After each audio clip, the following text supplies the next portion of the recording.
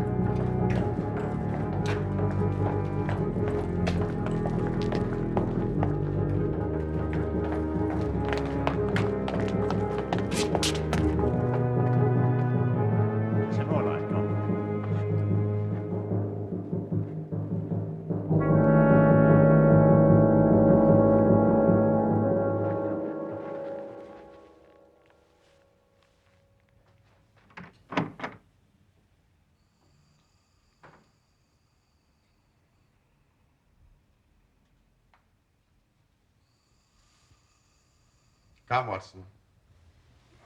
Come. The game is afoot.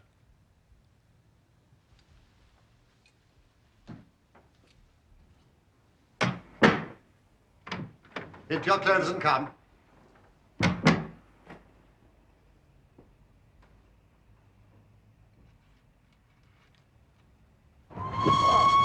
Well, I think we have hauled sufficiently, Holmes. Splendid. Abbey Grange, Marsham, Kent, 3:30 a.m. My dear Mr. Holmes, I shall be very glad of your immediate assistance in what promises to be a most remarkable case. There is something quite in your line. Except for releasing the lady, I will see that everything is kept exactly as I found it. But I beg you not to lose an instant, as it is difficult to leave Sir Eustace there. Yours faithfully, Stanley Hopkins. Ah. Inspector Hopkins. He's called you in 7 times. On each occasion, his summons has been entirely justified. I fancy that every one of his cases has found its way into your collection. I must admit, Watson, you do have some power of selection. Thank you. It atones for much of which I deplore about your narratives. Your fatal habit of looking at everything from the point of view of a story instead of as a scientific exercise has ruined what might have been an instructive and even classical series of demonstrations.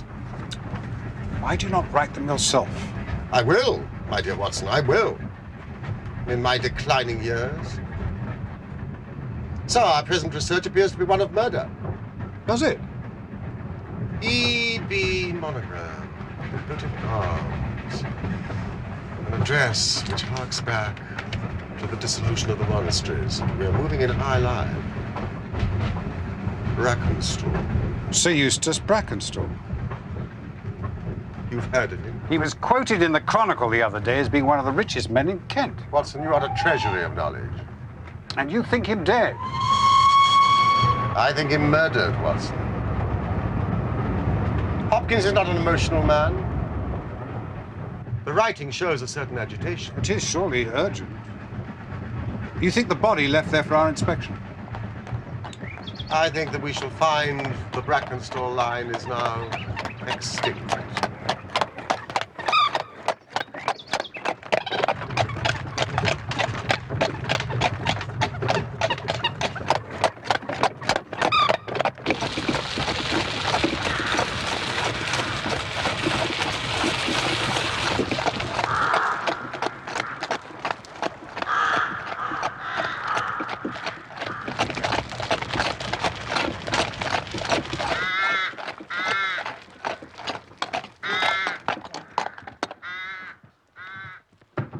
Very good of you to come, Mr. Holmes. And you, Doctor. Inspector? I hope you'll forgive me, Mr. Holmes. Forgive what, Hopkins? I should not have troubled you, sir. But since the lady has come to herself, she's given so clear an account of the affair that there's not much left for us to do. You remember the Lewisham gang? Between the 3 Randalls. Exactly, sir. The father and 2 sons. It's their work, not a doubt. But they did a job at Sydenham a fortnight ago, did they? They did. They were seen and described. Oh, it's cool of them. I agreed to do another so soon and so near, but it is they. And a hanging matter this time. Brackenstall is dead, then? Ah, yes, Doctor. In the dining room, his head was knocked in with his own poker. And the lady?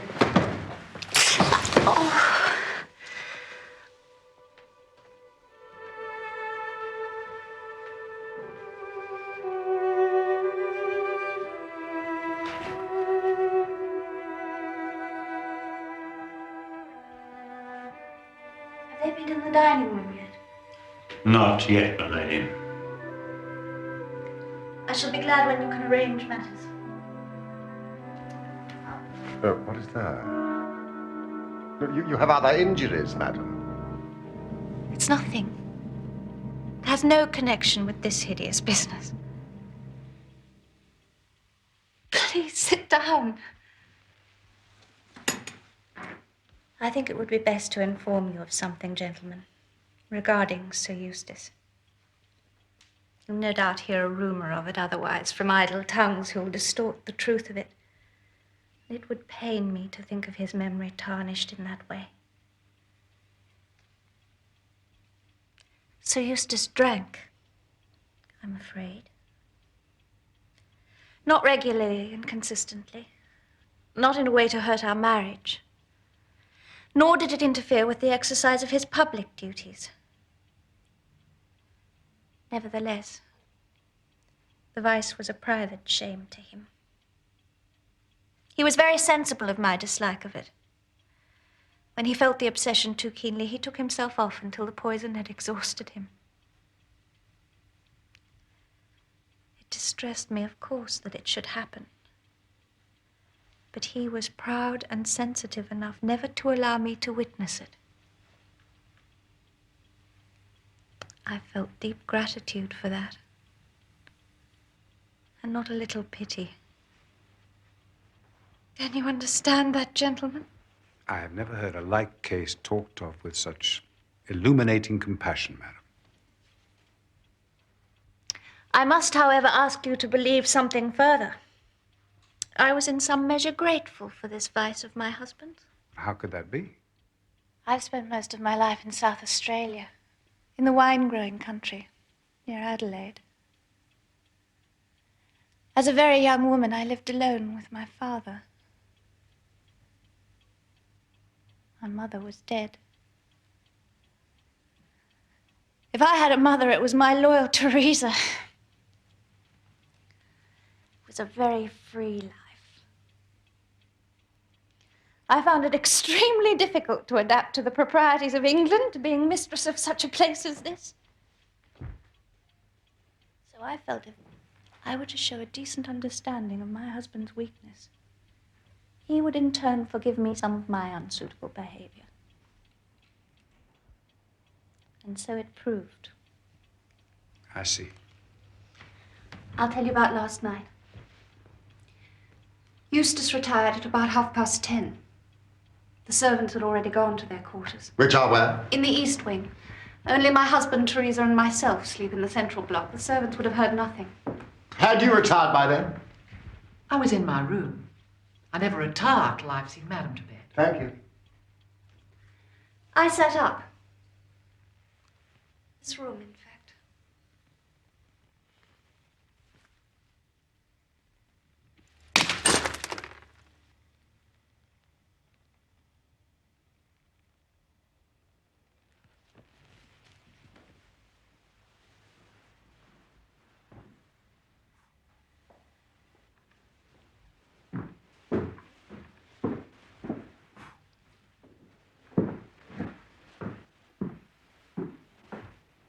It is my custom to walk around to see that the house is secure, because for obvious reasons, Sir Eustace is not always to be relied upon in that respect. I went into the gun room, the kitchen, the butler's pantry, the billiard room, the drawing room, and finally, the dining room, where the curtains were drawn.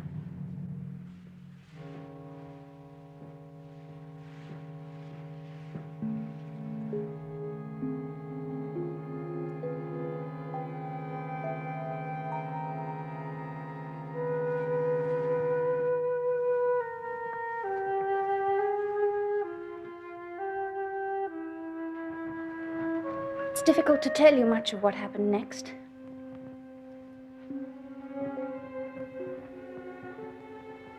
I took a step towards the curtain. And I found myself face to face with an intruder. A big man. Quite elderly. For a moment, we just stared at each other.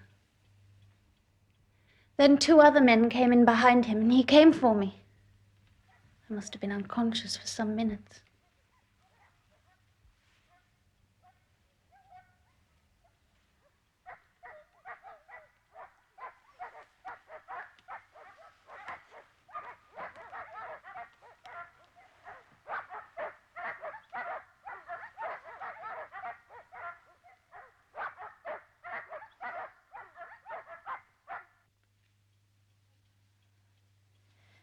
It was then that my unfortunate husband entered the room. They dealt with him as you shall see. I believe I fainted again. I'm not sure. The exact events are difficult. I drifted in and out of consciousness, you understand. I do know that they cleared the room of its silver, and they must have drawn themselves a bottle of port, some of which I saw them drink. The man who struck me was elderly, with a beard. The others younger, smooth-faced. Yes. Finally, they checked that I was securely bound and left, taking the silver with them. How was the alarm raised? Madam had not come upstairs.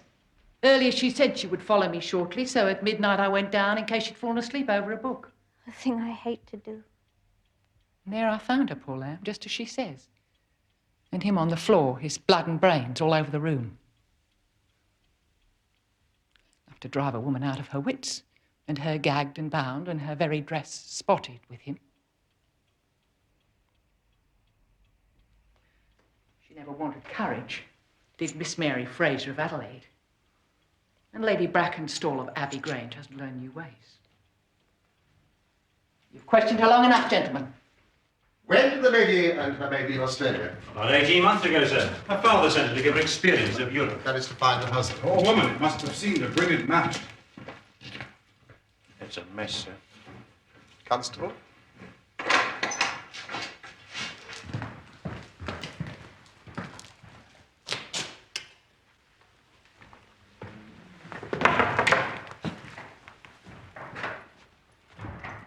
A mess indeed. We've touched nothing, sir. What do you make of it, Doctor? Should I? Please proceed, my dear fellow.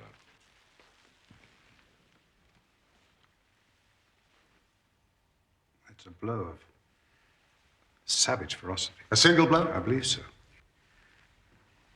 It is a straightforward enough wound, you see. It begins thus, below the ear, and then crosses both spheres of the parietal bone at such an angle that this side is smashed as far as the coronal suture. I've never seen anything like it. A powerful man, this elder Randall? Half his trade is violence, sir. He certainly left his trademark. What beats me is how Randall could do so mad a thing. Knowing that the lady could describe them and that we could not fail to recognize the description. The criminal mind has its quirks of conscience and scruples. In that respect, it is as individual and curious as any other. A noted miser may be secretly charitable, so this violent Randall may draw the line at the murder of an unconscious woman. Or he may well believe that she did not see him. Well, how is that, sir? She testifies that they stared at each other. Yes, but it was she who held the light. What Randall may have seen was mostly flickering candle flame. The face behind it, a distorted mask. He may have been unimaginative enough to have thought that she saw no more than he did. He knocked out unconscious at the next instance, thus for his purposes solving his problem, Watson. May I impose upon you to search the turkey rug? What for, Holmes? Candle wax, Watson. Candle wax. Now, this bell presents a mystery. Does it not, Inspector? Sir? When it was pulled down, the bell in the kitchen must have rung loudly. Well, no one would hear it the way the kitchen is placed. How did the burglar know that? Exactly, Mr. Holmes, exactly. But the very question I've put myself. Now, either he has known the house, or he may have dealings with one of the servants. One of my men is going over the record of service at the Grange with the butler at this very moment, sir. Inspector, you seem to have thought of everything. Oh, thank you, Mr. Holmes. Holmes, What is it, Watson? there. A scattering of wax and a very light scorching. Invisible, but leaving its characteristic scent. The lady would have fallen here. Randall would have snatched up the candelabra immediately. I suppose that is where they took their refreshment. To steady their nerves, yes. Port wine, sir. Did Lady Brackenstall say that the butler's corkscrew was used? No, sir. She was senseless at the moment the bottle was opened. Quite so. It was opened with a pocket screw, probably contained in a knife. If you examine the top of the cork, you will observe that the screw was driven in 3 times before the cork was extracted. This long screw would have transfixed it and drawn it with a single pull. When you catch this fellow, it is likely that you will find that he has a multiplex knife in his possession. Excellent, Mr. Holmes. These 3 glasses do puzzle me, I must confess.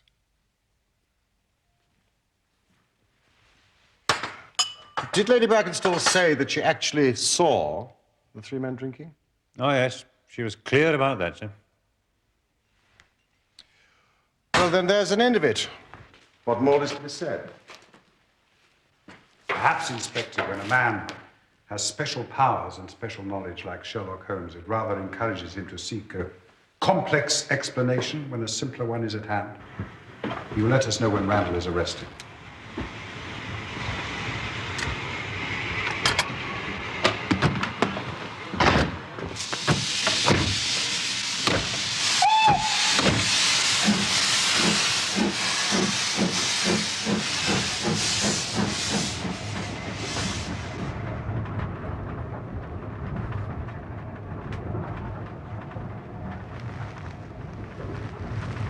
Poor Holmes, you must feel like an abstruse and learned specialist called in for a case of measles. Annoying.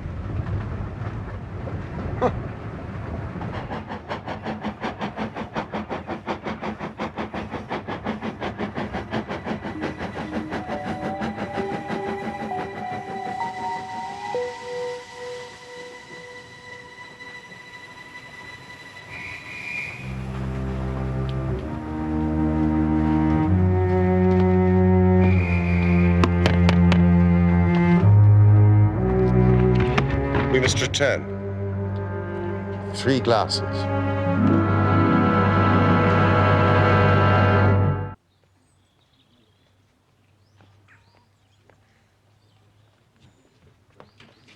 Watson, we have been dazzled out of observation by that lady's beauty. Beauty may be truth, but she does not necessarily speak it. There was port in each glass, but there was only crusting in 1 glass. The last glass filled is the one most likely to contain the crusting. I agree if the last pouring had approached the bottom of the bottle, but the bottle was half full, and it had been agitated. The crusting was present throughout the port. Well, what then do you suppose? That only 2 glasses were used, and that the dregs of both were poured into a third, so as to give the false impression that 3 people were there. I understand. If I'm right, Watson, then in an instant, this case rises from the commonplace to the exceedingly remarkable. That will be the Kentish train. What will? That will.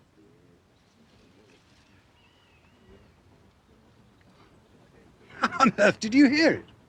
I heard nothing, Watson. I observed. What a salutary thought after such a misspent morning. Lady Brackenstall and her maid must have some very good reason for shielding the real criminal.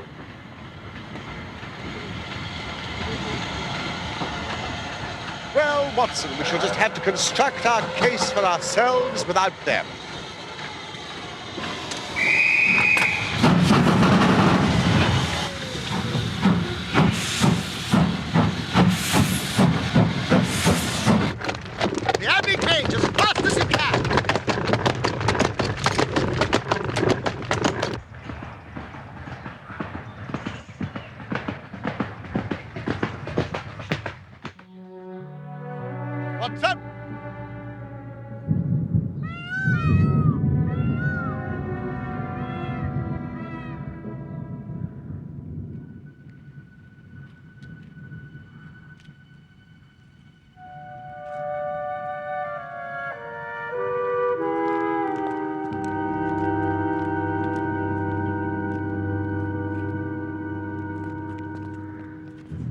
appears Inspector Hopkins has gone to report to headquarters. Splendid. Then we can take possession.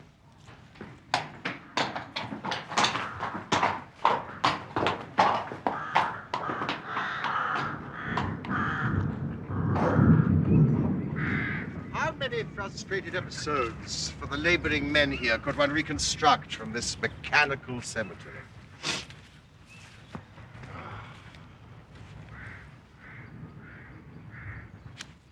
What's this?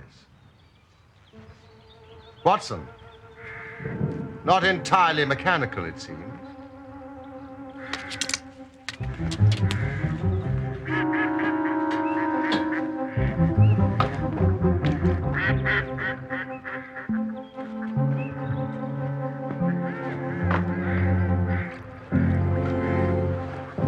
Fudge.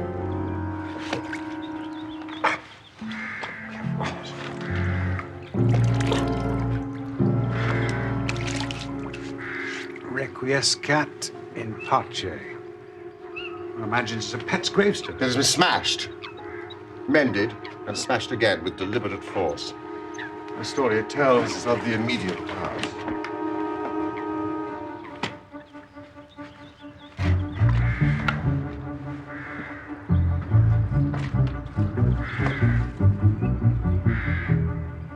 Watson. The remnants of a dog's collar. Fudge. Hey, you! Has any servant been dismissed from the house in the last month? No, sir. Then it's as I thought. Fudge. Lady Brackenstall's pet dog, let us imagine, dies. It may not be too fanciful to suggest that their poor unfortunate creature was literally killed. Killed? For what reason? Reason, I suggest, hardly entered into it. It was done in a fit of insane rage. By whom? By a drunken, sadistic ruffian. One of the murderers? No, Watson. The lady's husband.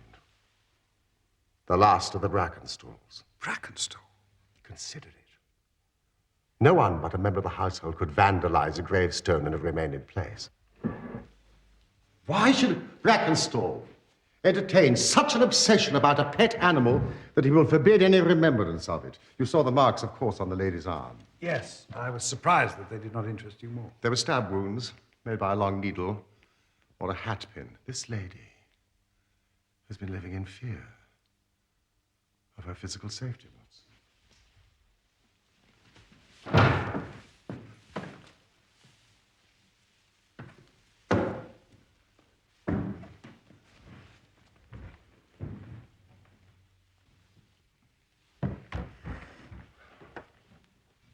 Take care, Holmes.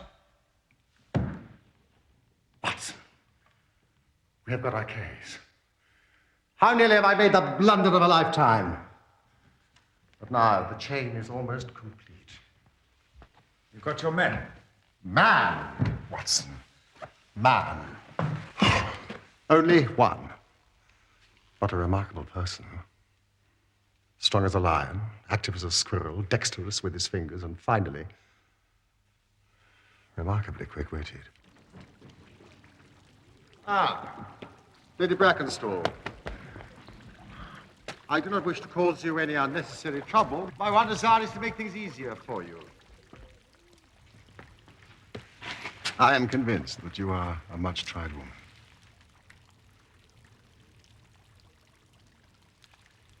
If you will trust me and treat me as a friend, you may find that I will justify that trust. What do you want me to do? To tell me the truth. Mr. Holmes. No, please. Lady Brackenstall. It is of no use. You may have heard of any little reputation that I may possess. I will stake it all on the fact that your story is a complete fabrication. You're an impudent fellow. You trying to say that my mistress has told a lie? Have you nothing to tell me? I have told you everything. No, think just once more, Lady Brackenstall. Wouldn't it be better to be frank?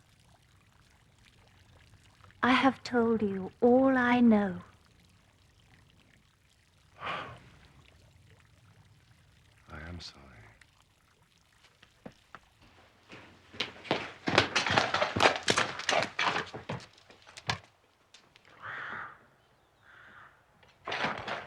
bell rope gave us a clue which should have left us in no doubt. How was that? If you were to pull down a bell rope, Watson, where would you expect it to break? Surely at the top, where it is attached to the wire, not 3 inches from the top. But the rope was frayed. The rope which bound Lady Brackenstall was frayed. He was cunning enough to do that with his knife, but the other end was not. If you had stood on the mantelpiece as I did, you'd have seen that it was cut through. Stop! Please, driver.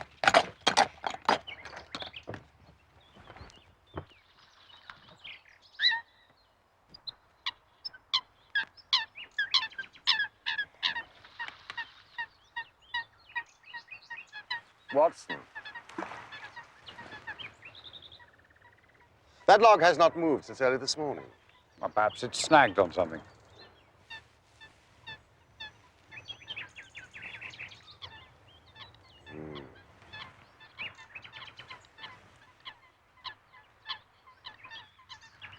Or anchored.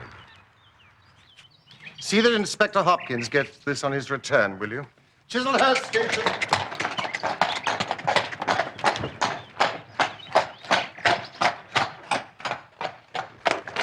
Where to now, Holmes?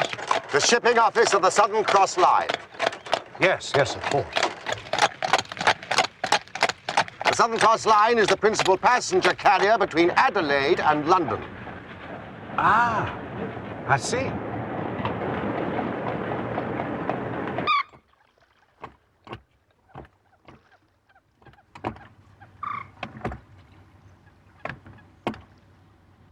In May of that year, only one of us reached the home port, our flagship, the Rock of Gibraltar. I'll have the passenger list sent up.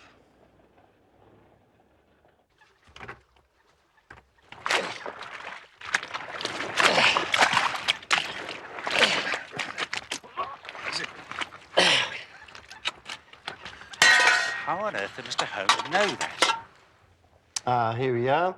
Miss Mary Fraser of Adelaide, first class. Accompanied by her maid. Where is the Rock of Gibraltar now? At noon today, she was steaming west through the Arabian Gulf, Mr. Holmes, heading for Suez, I hope. Is it your policy to transfer officers much between ship and ship? No, not at all. It is our policy not to. Ah, I have you, Mr. Holmes. You are asking the whereabouts of a member of the crew of the Rock who has been seen very recently, but not on the ship. Mr. Viviani, your perspicacity astonishes me. I assure you, it is only through study of the good doctor's masterly exposition of your work that I now have any small capacity to reason. Really? You amaze me. Watson, are you taking notes? Also, you will be pleased to hear that I know exactly who the officer is.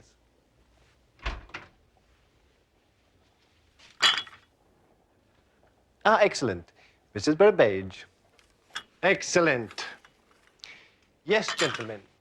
The only officer from that voyage of the Rock who is not aboard her now is Jack Crocker, a magnificent chap. Am I not correct, Mrs. Burbage?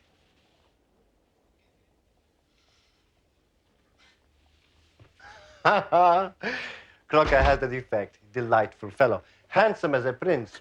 The crew worship him. We've promoted him captain of our new vessel, the Bass Rock, No tea for me, please. which is just fitting out. He's the youngest captain we'll have, but he'll be the best. Not an officer in the fleet to touch him. He is hot-headed and excitable, but loyal, honest, and kind-hearted. Sometimes in this life, you meet people who are what you might call large-souled, who are a privilege to know. Crocker's one of those.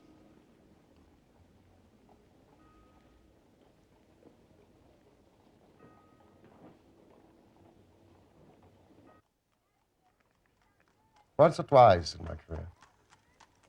I feel I've done more real harm by my discovery of the criminal than ever he had done by his crime. But I've learned caution. And I'd rather play tricks with the Lord than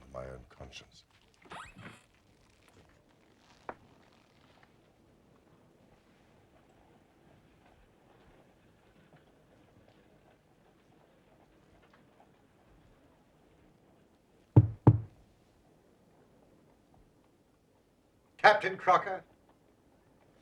Sit down. I've got your telegram and I've come at the hour you said. I heard you'd been down to the office. There's no getting away from you, is there? Speak up, man. You can't stand there and play cat and mouse with me. What do you know? Give him a cigar, Watson. Please. Sit down. Bite on that, Captain Crocker. And try not to let your nerves run away with you. I should not sit here smoking with you if I thought you were a common criminal.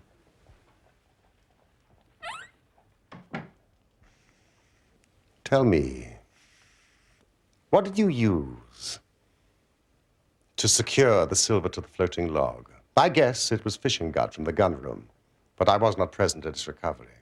Am I right? What do you want? Justice. For whom? No, we are not partisan. We just want to see justice done, that is all.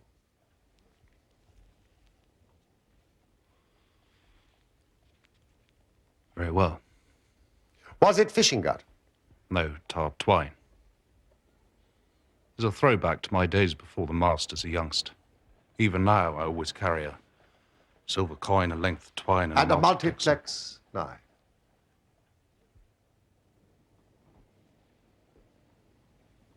How the devil do you know that?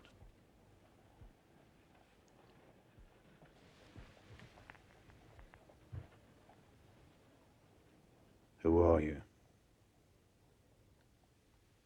Now, give me a true account of everything that happened at the Abbey Grange last night. Be frank with me, and we may do some good. Play tricks with me, and I'll crush you.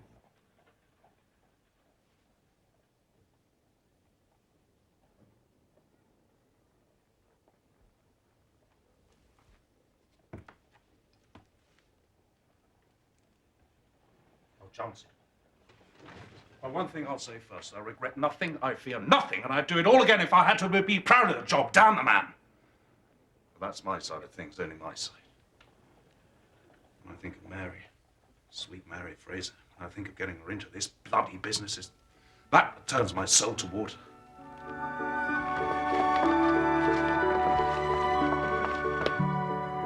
I met her when I was first officer on my last ship.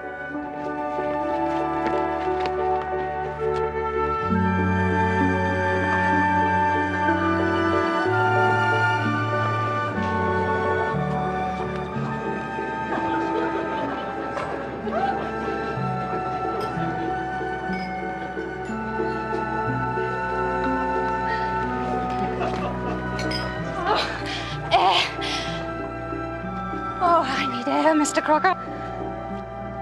I've never danced so much in my life. You dance as if you were born to, Miss Fraser. Neither born nor bred, I assure you, Mr. Crocker. Led to it, I think, by a better dancer than I am. She treated me as fairly as ever a woman treated a man. We were never engaged. I've no complaint. But it was all love on my side, and all good comradeship and friendship on hers. When we parted, she was a free woman. But I could never again be a free man.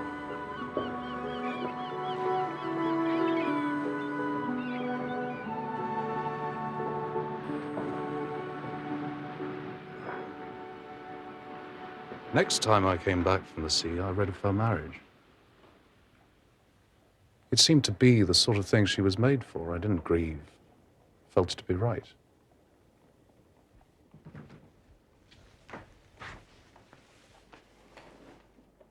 So I never thought to see her again. The last voyage I was promoted and the new boat was not yet launched, so I had to wait for a couple of months with my people in Kent. I knew now where she was, but stayed away. Then I met Teresa Wright one day, and she told me all about her, about the marriage, about the man's drunken cruelty, about everything. Do you know this noble baronet burnt her pet dog and threatened as much to her? I tell you, gentlemen, It nearly drove me mad. I did meet Mary. And I met her again. At last. She would meet me no more. I was then given notice that I had to leave on my voyage within a week.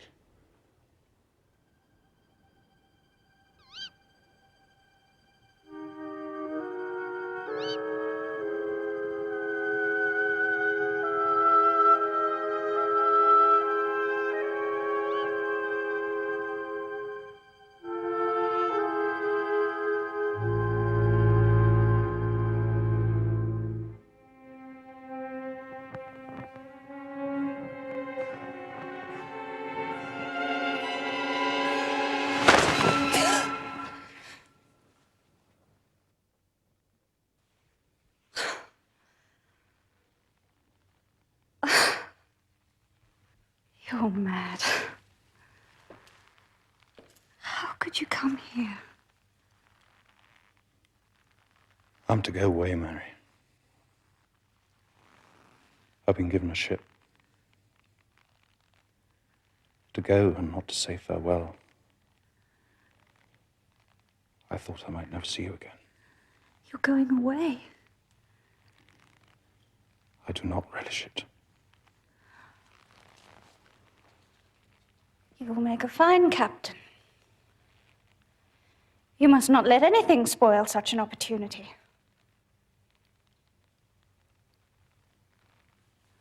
I fear for you. You can do nothing.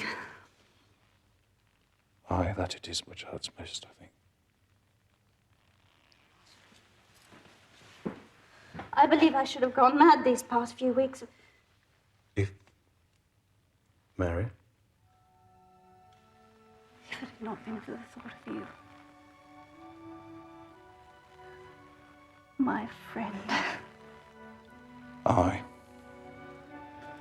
Friend will do, Mary. 'Tis a measure of my love for you. It's so strong it'll live on crumbs. Friend will do. Oh, Jack, don't let me say it. It won't make us any happier. You know what I feel. Do I?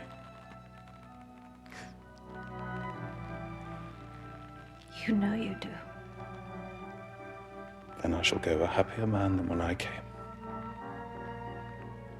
God bless you, sweet Mary Fraser. That's enough for me. You must not stay, Jack.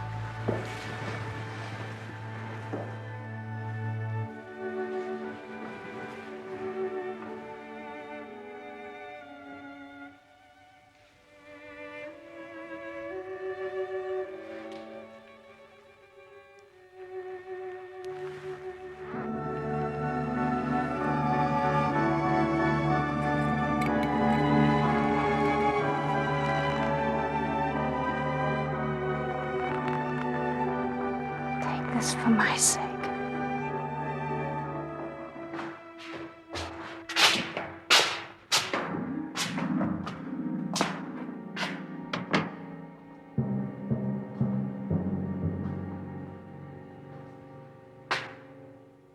At last I have you, madam, at your trade.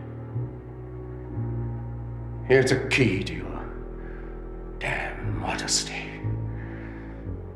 You have a profession, madam. A damn whore. A gutter queen. A filthy jade.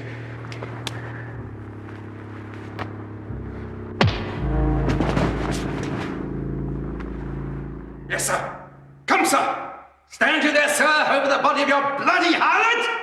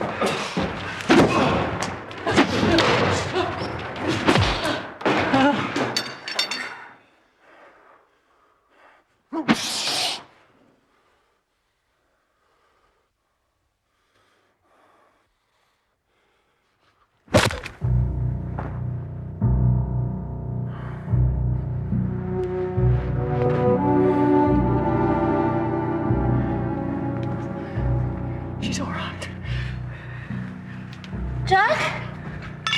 Oh, Jack.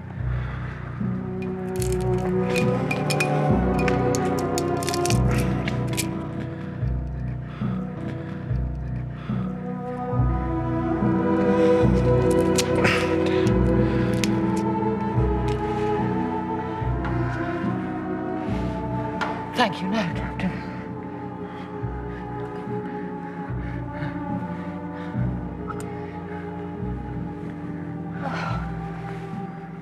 Oh, what happened? I killed him. Are you certain? I know. I felt it. Oh, dear God! Oh, what are we going to do? Listen to your altar, Rita. You were marked with a blow that could have killed you. That shall be your salvation.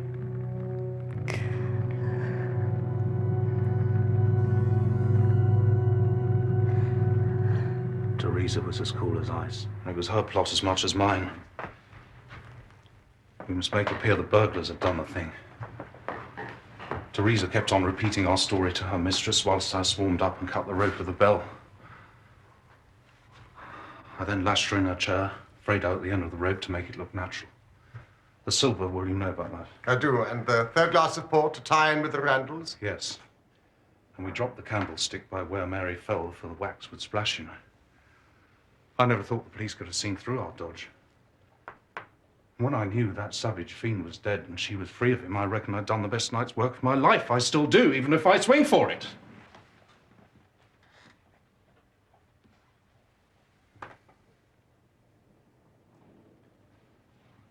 That is the truth. The whole truth, sir. Oh, dear God! Yes. Yes, you have told me the truth. And if the lady's maid had been less abstemious and had accepted your glass of port, your ingenuity might have fooled me, as you have certainly fooled the police. What put you onto me? How on earth did you find me?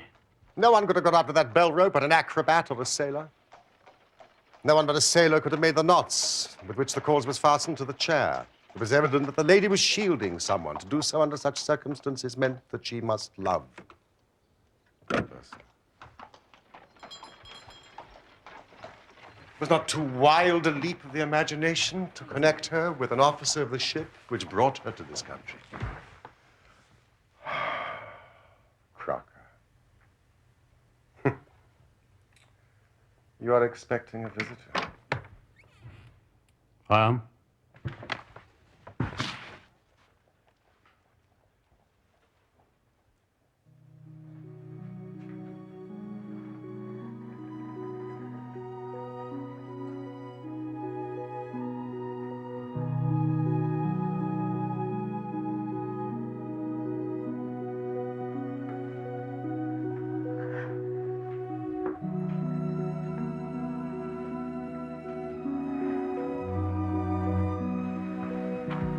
The gentleman knows everything.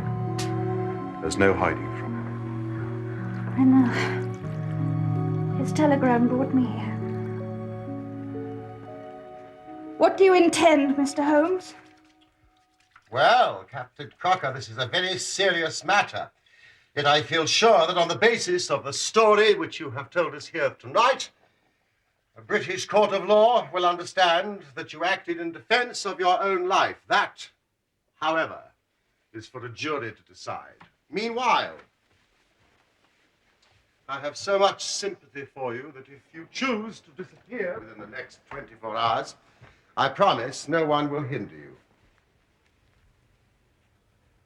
Then it'll all come out. Certainly it will come out. What sort of proposal's that? Mary be left to face the music held as an accomplice, maybe. No, sir, it will not do. Jack, you must go. I shall not. Calm yourself, Captain. I was only testing you. Watson, this fellow rings true every time. It is a great responsibility that I take upon myself, but we will do it in due form of law. Crocker, you are the prisoner. Watson, you are a British jury. And I never met any man more eminently fitted to represent one. Now, gentleman, you have heard the evidence. Do you find the prisoner guilty or not guilty? No, not guilty. Vox populi, vox dei. You are acquitted, Captain Crocker.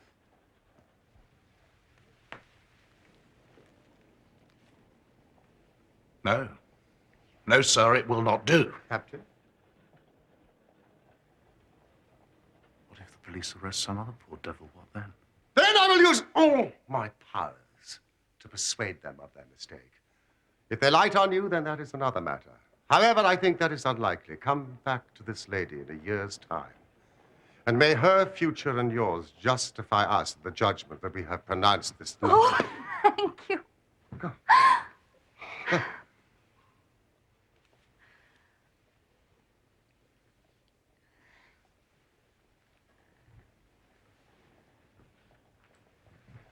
Madam, I'm intrigued. You gave such a compelling account of a man's sad addiction to drink, and yet it was not, as we now know, a portrait of your husband.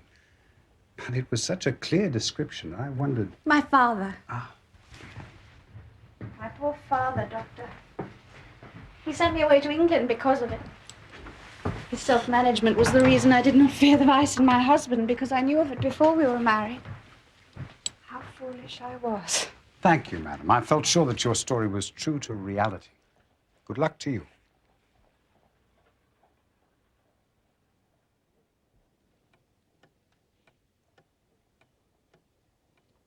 It's almost as though you disapproved of the happiness we have fostered this day.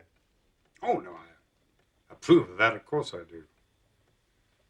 I'm uneasy that you took upon yourself the duties of advocate and judge. You are too bound by forms, Watson. Forms are society, Holmes. Manners maketh man, Holmes. It's just as well you are unique.